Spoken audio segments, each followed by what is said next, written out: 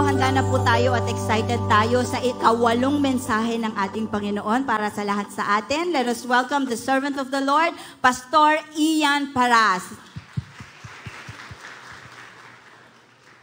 Sige po, mas malakas na palakpak kay Jesus. Amen. Amen. Pakibati po ninyo, mga kasama nyo ng a blessed, joyful Christmas and a wonderful New Year po. Amen. At patuloy po ang Diyos ang pagpala sa ating mga buhay po. No po? Okay. At patuloy po sa mga nasa online din. No po? Pagpalain po kayo ng Panginoon. Ang ating pong pag-uusapan ngayon po is kabilang po siya sa topic. And this is the 8th night. And that is the wonder of generosity po. No po? Sa Tagalog po, ito po ay dalawa pong salita na nakapaloob po. Ang generosity ay bukas na palad po. So, pag ito po ay nagpahayag ng the wonder of generosity, the wonder, ang kamangha-mangha po na kaisipan o gawa na ito po ay nagpapahayag bukas ang palad. No po? At nasabi nga po kanina si Len, no po, karamihan po sa mga iba, bukas palad po sa sale, no po, 12, no? Meron pang kasunod, 11, 22, no po? At patuloy po, tayo po, nagbiro po ako sa mga taga-CIY Remedios para po manatili pong hindi nakaganon si Ninoy, imbitahan po niyo siya sa Pasko. No? Gawin niyo po siyang guest ninyo. Pati pong tatlong pantas. No po? Alam po yung tatlong pantas? No po? Papag-atinan po ninyo ng Christmas. Matutuwa sila. No po? Kidding aside po, ang ating pag-usapan po is the wonder of generosity na makikita po natin sa Bible, ang tatlo po na mga, masabi natin, nagpakita po ng tinatawag po nila na pagiging bukas palad. At ito po ang ating po na gusto kong pagtuunan ng pansin. And another thing po, as a way of introduction, one of the great thing and realization na makita po natin at sa Pasko po na nagaganap ay kung gaano kabuti ang Diyos. At kung paano po siya gaano na kabukas palad sa atin po. And this is the time of the year po, na katulad ng awit, this is the most wonderful time of the year, na mostly po, lahat ng mga tao, tayo po yon na nasa paligid natin ay meron pong mas pinalawak, pinalaki na puso po.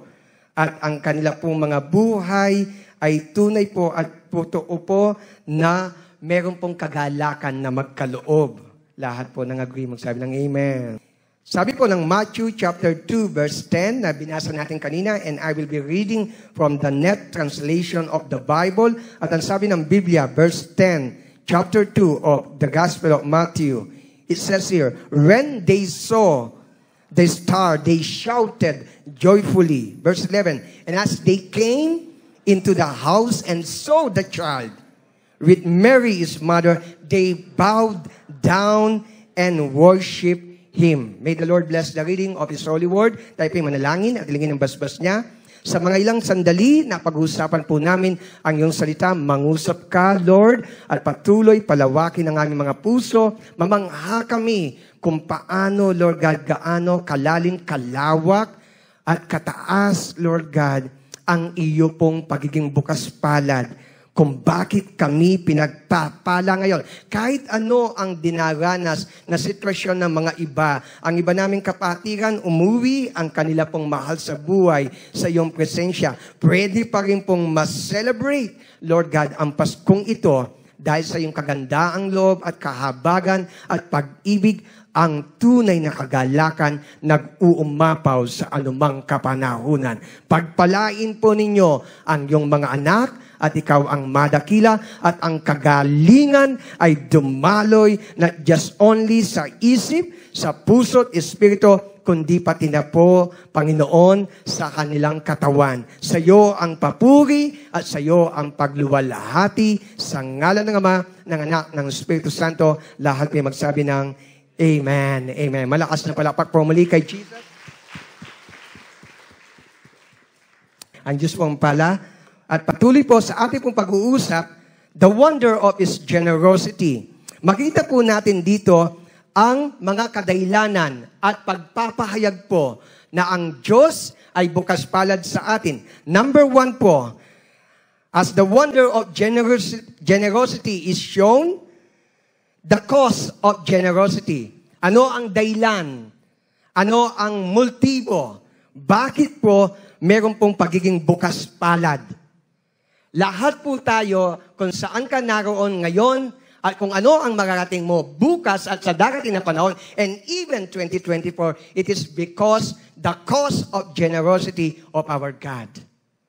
Naging po tayong pinagpala kung bakit po maganda ang buhay, kung bakit nagtatagumpay ka sa buhay, kung bakit nakapagtatagumpay ka sa labanan sa buhay, sa tukso, at maging sa dinadaanan rin. It is because of the kagandaang loob, bukas na palad ng ating Diyos. Ang sabi po ng Biblia,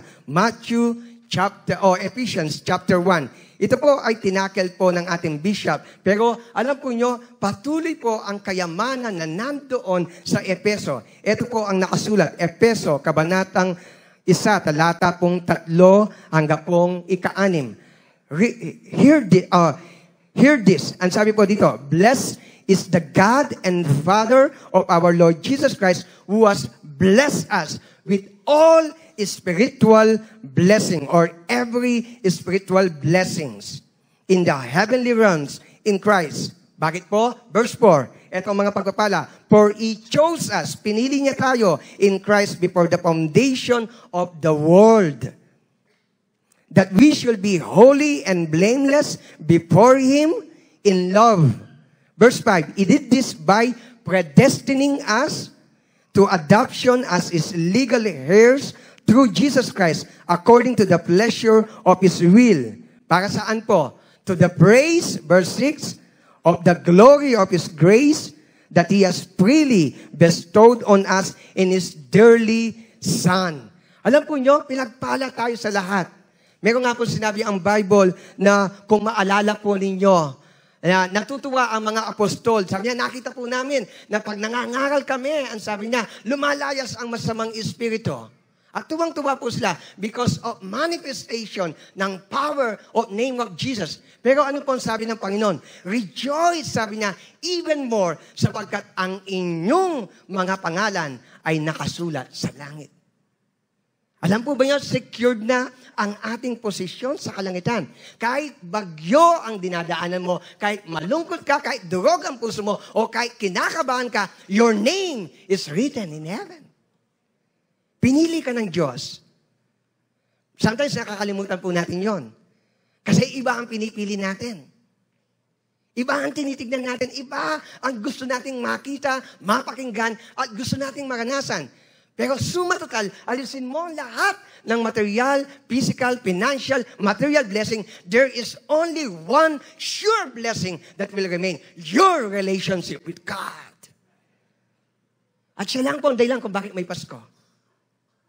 Amidst all ng lahat ng mga palamuti, pagpapala, at ang magic number na gustong-gusto natin. Alam po yun kung ano?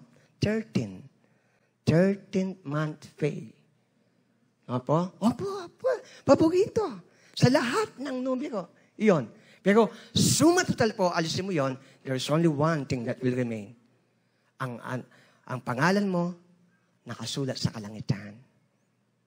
Imagine you have everything, pero hindi nakasulat ang pangalan mo sa kalangitan. Na ikaw ay papunta sa langit. The wonder of generosity and the cause of it is God. Pinili ka niya. Wala pong karapat-dapat sa harapan ng Panginoon. Amen. Papunta tayong lahat sa impyerno. Mga pinagmamalaki natin, good boy, good girl tayo. Napakinggan na po ba niyo Santa Claus is coming to town lyrics? Napakinggan na po niyo? Kinuha niya ang posisyon ni God, pero meron siyang mali na na malaki pong pagkakamali. He sees you when you are sleeping. He knows when you have been good and bad. Tapos sasabi po dito, you better not pout. Tingnan mo nga po yung kasabi niya kung nakapout. Yan. Kinuha niya ang posisyon ni God Pero wala yung kapangyarihan na kung saan po, kahit tayo papunta sa kadiliman, niligtas ka ni Lord. Pinili ka ni Lord. At ang pangalan mo nakasulat sa langit. Sabi po ng Bible, pinagpala niya tayo sa lahat ng mga pagpapalang espiritual. Think of it. Ang dugo ni Jesus ang pinambayad niya sa atin para ikaw at ako maging anak niya. And that is a good news. Kahit po sa mga adopted na mga tao. Kasi inadopt tayo ni Lord. Pakisabi po niyo sa katabi niyo, alam mo, mayaman ka talaga. Kaya sabi mo sa niya, kilos, isip, at salita kang mayaman. Ang inisip nating mayaman, pera, datong, atik. No po? Kung ikaw ay nasa Koreo, winner, won ang gusto mo. Pero ang kayamanang tinutukoy po is beyond. Kasi lahat ng pera, lahat ng kayamanan, magiging abo. Pero yung matawag kang anak ng Diyos, mananatili ito, magpakailan pa man. And you are the child of God. Kung wala po ang Pasko, sasabihin ko po sa inyo, kahit nasa atin lahat, hindi tayo satisfied. Kasi ang pusong ito nilikha ng dakilang manunubos upang magkaroon ng kapayapaan sa kanyang piling lamang. Amen? Ang sabi po ng Bible, look at this. Pinili niya tayo for He chose us in Christ before the foundation of the world. Ang oras pong ito, tinakda ni God, before nagpunta ka, whether napilit ka, nayakag ka, o sinabi mo, ay, meron akong extra time, magpupunta ako. Ay, sige nga, samahan ko na ang mga itong nangungulit sa akin. Pinili po ang moment ito to say to you, kung bakit ka nandirito is because God has chosen you. Kaya tingnan po yung katabi niyo kung masaya siya dito. Yan. Amen.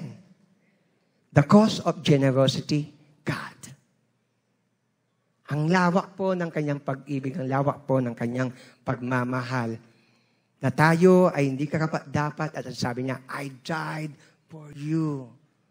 I came into this world para ikaw ay iligtas ko. And I will do everything even to the point na taloy ang aking dugo para ikaw ay gawing banal, pinagpala at walang kapintasan. At lahat ng gusto nyo, magsabi ng Amen. The cause of generosity, God. Lahat ng nararanasan po natin, yes, naging kang matalino, yes, meron kang karisma, yes, nagpuyat ka, nagpagod ka. Yes, nagsakripisyo ka. But without the breath of God, hindi mo magagawa ang lahat ng gusto mong magawa. Amen. Don't glory in our might and riches and strength and accomplishment, but glory na ang pangalan mo nakasulat sa langit because of a generous God. And everybody will say, Amen. Palakpakan po ninyo ang Panginoon. We stand because of His grace. Wala tayong may pagmamalaki. Bakit ka mabuti? Bakit ka pinagpala? Bakit okay ang buhay mo? Because of God. And God alone. Amen? Lahat ng mahal si Jesus, magsabi ng Amen. Number 2, the model of generosity. Sino pa ang pinaka-modelo natin? Sino ang uliran, alimbawa, na kinoconsider natin? Bakit makapagkakaloob ka ng marami? Maaaring sabihin mo, ang marami is from 100, 1,000, 1 million? O bakit makapagsasakripisyo ka? O bakit makapagpapatawad ka? O bakit susulong ka? O bakit aangat ka? The model of generosity is none other than our Lord Jesus Christ. Look at this. John chapter 1, verses 16, 17. Ang sabi po ng Bible nang siya ay pumunta dito sa ibabaw ng lupa for the law, o sabi niya, verse 16, for we have all received from its fullness, one gracious gift after another. Verse 17, for the law was given through Moses, but grace and truth came about through Jesus Christ. Gusto po siyang basahin sa Tagalog sapagkat meron po akong nakitang translasyon ng Tagalog na na-captured ang pinaka-idea po ng English na binasa natin. Ito po ay nasa ang Balita Tagalog o ang Biblia Tagalog, O1 edition. Ang sabi po niya sa verse 16, at mula sa kanyang kapuspusan ay tumanggap tayong lahat biyaya na sinundan pa ng ibang biyaya. Sapagkat ibinigay sa pamagitan ni Moses ang kautusan, ang biyaya at ang katotohanan ay dumating sa pamagitan ni Jesucristo. Gusto kong magbigay ng emphasis doon sa tumanggap tayo sa kanyang kapuspusan, tapos biyaya na sinundan pa ng ibang biyaya. Sometimes God will overwhelm us, lulunugin tayo, mamamangha ka kung bakit hindi ka dapat, kung bakit kahit tayo ay nagkulang. Ang biyaya na ikaw ay buhay, malakas, malusog, nakabangon sa problema, nakabangon sa karamdaman, it is because of the biyaya ni Lord. Bakit buo ang pamilya? Bakit nagtatagumpay ang pamilya? At kahit nag-iisa ka sa buhay, bakit meron ka pang nakitang pag-asa? Because of the biyaya ni Lord. Na patuloy niyang ibinubuhos. Kaya hindi ka pwedeng magmalaki. Hindi mo pwedeng sabihin, alam mo, kaya ako pinagpala kasi eto ako naging masipag ako. Maaaring totoo, pero kung wala ang lakas, ininga, favor ni Lord, hindi ka magtatagumpay. Biyaya ni Lord. How arrogant are we? No, po, nasabi na, nagawa ko ito because of me. No, because of Jesus. Alam po niyo, pag nakita natin buhay na ang tinitignan mo sa Jesus, you will never be proud and arrogant. Pag nakita mo si Jesus, you will always come, katulad po ng mamaya po na makita natin. They saw the child Jesus. They bow down. Amen? Lahat ng mahal po si Lord, magsabi ng Amen. May iniintay ka at meron ka pang inaasam. Trust the grace of Jesus. Gaganda pa po ang buhay because of Jesus. Because of Jesus. Nagiging maganda ang ating mga pagkatao, ang ating pamilya, ang ating kinabukasan, ang ating pong direction, ang ating pong mga pupuntahan because of Jesus. Amen. Malapit na po akong magtapos. Para sa ganon, ang biyaya ni Lord mag-overflow sa inyo. Panguli po. Pangatlo po, na gusto pong ibigay.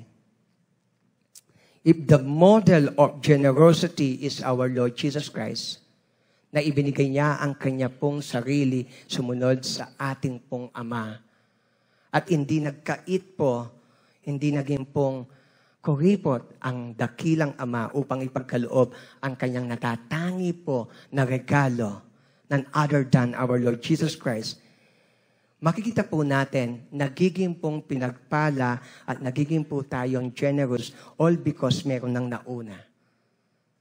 And that is Jesus. Now, look at this. The example of generosity. Marami pa po sila, pero focus ako sa Matthew chapter 2, verse 11. Ito po ang sabi po ng Biblia. Matthew chapter 2, verse 11. Ang sabi po ng Bible, and as they came into the house and saw the child with Mary, his mother, they bowed down and worshiped him. Pangalawa po, they opened their treasure boxes and gave him gifts of gold, frankincense, and myrrh. Sa verse 10, when they saw the star, sila po ay tuwang-tuwa. They shouted joyfully. Pero when they saw Jesus, ang sabi po ng Bible sa verse 11, they bow down and worship. Makita mo ang mga tanda ng pagpapala, matutuwa ka. Pero makita mo ang dahilan ng pagpapala, sasamba ka. Amen. Na-focus po sila. Sino ang mga magi? Mga ilan lang pong additional sa banggit po mula po sa pag-aaral natin. They are the wise person. They are the power brokers. They are the kingmakers. They study astrology, astronomy. They were people, men of renown na talaga pong kinikilala at matalino.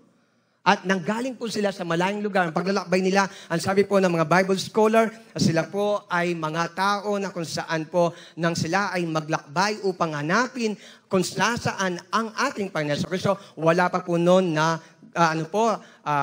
race, no po? Pero they saw the star. Dahil pinag-aralan nila, ang kopya ito ay isa sa kanila pong mga expertise. At kahit po sila ay hindi Hudyo, ito pong kamangha-mangha. Sila ay mga pagano na mayroong puso sa Panginoong Jesucristo. At ang sabi po ng Bible sa paglalakbay, o sabi po ng mga historians at mga experts sa Bible, sa paglalakbay po na they come not only po na 10 sila, 20 sila, they come thousands. Bakit po? Basahin po nyo naka-imply sa Matthew chapter 2 nang makipag-usap sila kay Herod. Naligalig po si Herod. At ang sabi niya, nasabihin po nila na, where is the king of the Jews, na kung saan siya isinilang, naligalig po siya. Because they are a caravan po. Marami po sila.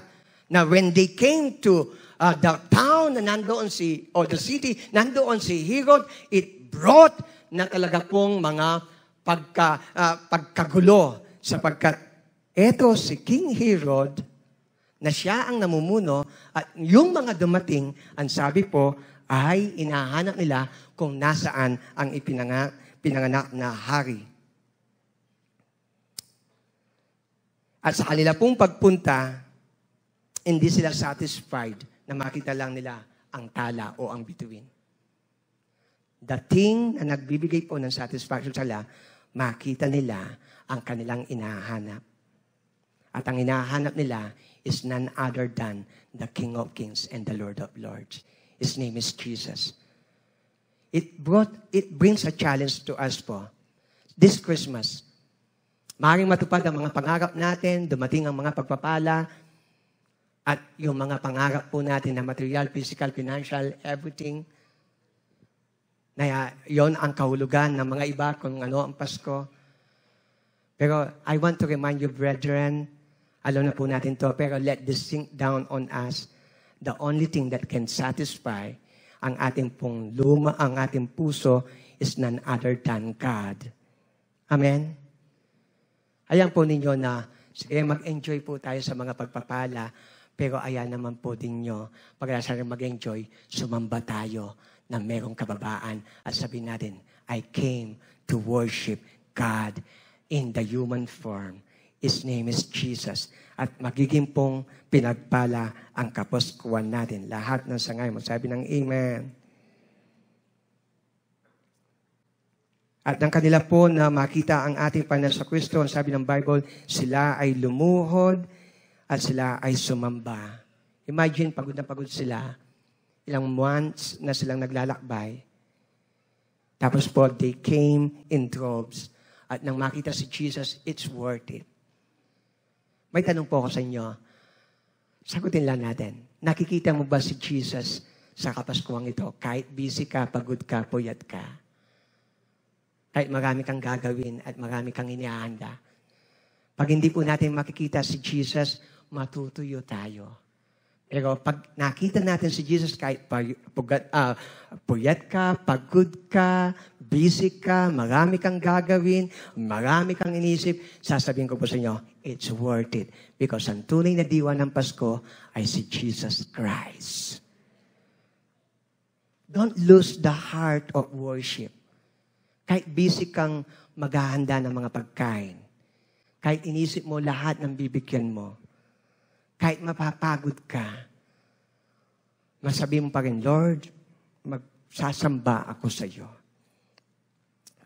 Ang mga binigay po nila, katulad po ng nalaman natin at inuli ko lang po, patungkol lahat sa pagkapanginoon ni Jesucristo ang gold, sa pagsamba sa Panginoon ang frankincense, at sa kamatayan ni Jesus, yung pong myrrh. Ang suma total ay like ang kanyang isang konklusyon ng isa po na kapatiran natin sa CIYR. Sabi niya, nagpunta sila upang sambahin ang Panginoong Jesucristo na Diyos at bigyan siya ng pagsamba dahil alam niya mamamatay ang taong ito para sa ating kasalanan. Napipicture ko po, di po ba pag pinanganak ang tao, mayroong dugong, o pag siya ay niluwal sa tiyan po ng kanya pong magulang na babae, mayroong dumadaloy na dugo. Parang nakita ko po, at naisip ko po, kapanganakan ni Jesus ay pagpapahayag, mamamatay siya. Mula sa kanyang kapanganakan, mayroong dugong dumaloy. At hanggang sa kanyang kamatayan, mayroong dugong dadaloy. Para lang ikaw at ako ay magkaroon ng kaligtasan. Purihin ang Panginoong Jesucristo.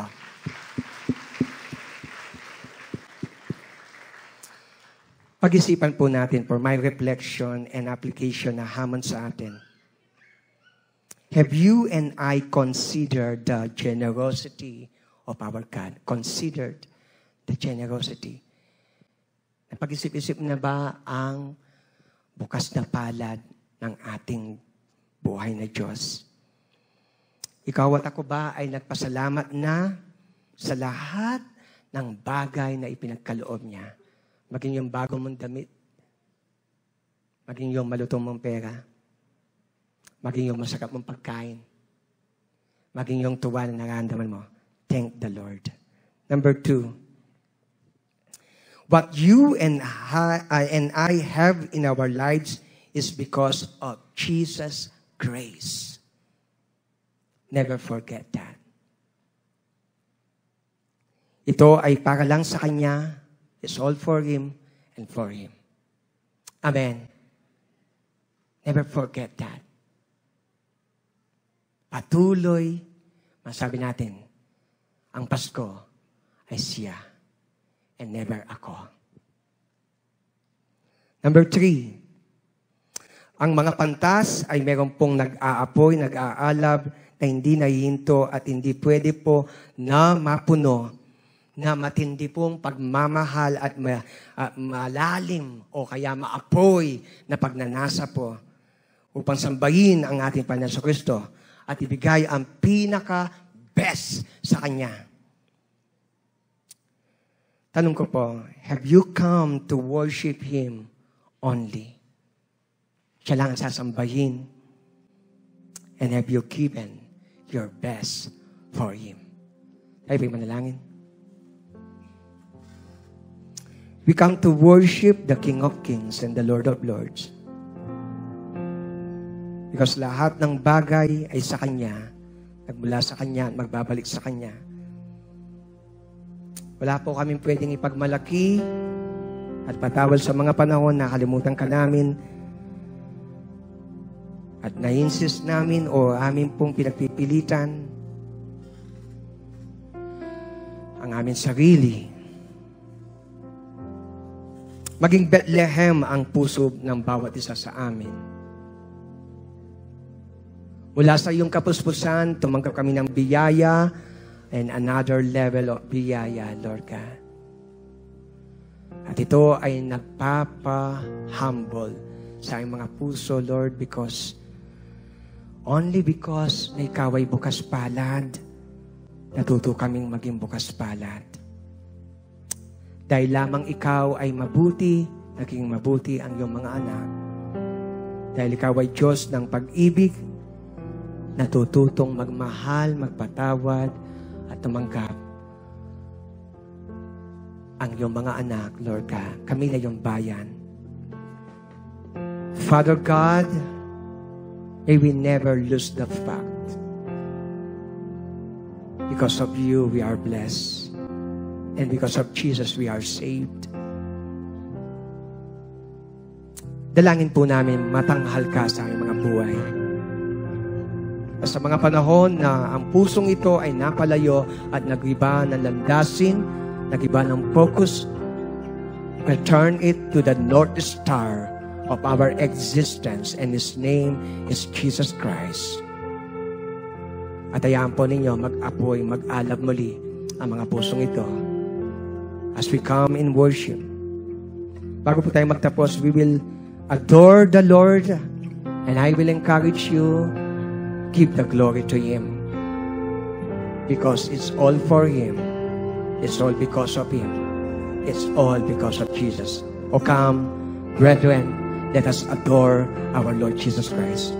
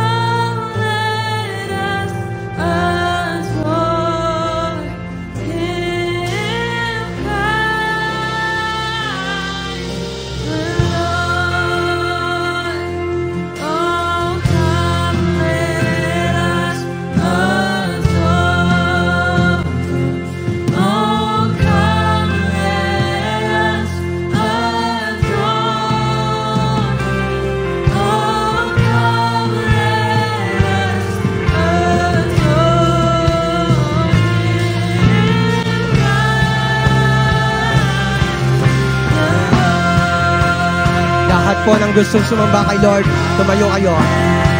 And just worship Jesus. Just worship God. Taas yung kamay niyo kay Lord.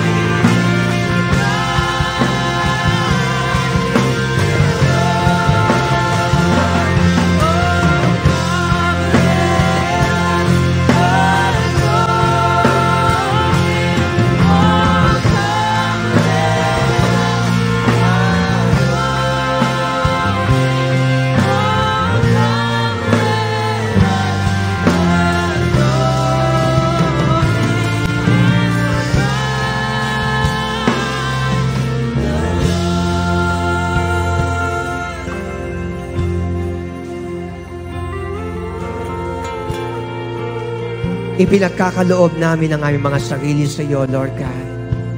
Maghari ka sa aming puso. Masunod ka sa aming buhay. Mamangha, patuloy at magutom ang aming espiritu sa iyo. Kasabikan ka namin sapagkat ikaw ang Diyos na kung saan kami ay pinagpala at kung bakit buhay kami, nanggaling kami sa iyo. Patuloy kaming magbabalik-balik sa iyo, Lord, amidst all life na mga pagsubok, pagpapala, katagumpayan, at promotion and breakthrough, lalo kaming kakapit sa iyo sapagkat ikaw ang dahilan. Bakit po maganda ang buhay? Bakit ang Pasko ay tunay na pinagpala? Lalo po naming ibigay sa iyo ang papurit pagsamba, lalo naming ibahagi ang iyong salita sa mga hindi pa nakakilala sa iyo at lalo sa aming kapaligiran at sa aming may bahay, sa aming tahanan, sa aming pamilya at kamag-anak. Si Jesus ang maghahari sapagkat sa Kanya ang lahat ng kaluwalhatian. Pagpalain niyo ang iyong bayan, lumapit sila sa iyo, mahalin ka, maging tapat, paglingkuran mula ngayon at magpakailanpaman. Pinagpala ang gabing ito hanggang sa susunod na mga araw. Sa Kanya ang papuri, sa Kanya ang pagluwalhati, sa ngalan ng Ama, ng Anak at ng Espiritu Santo. Lahat ay magsabi ng malakas na Amen. Amen. Amen. God bless all the hearts. Worship Jesus and glorify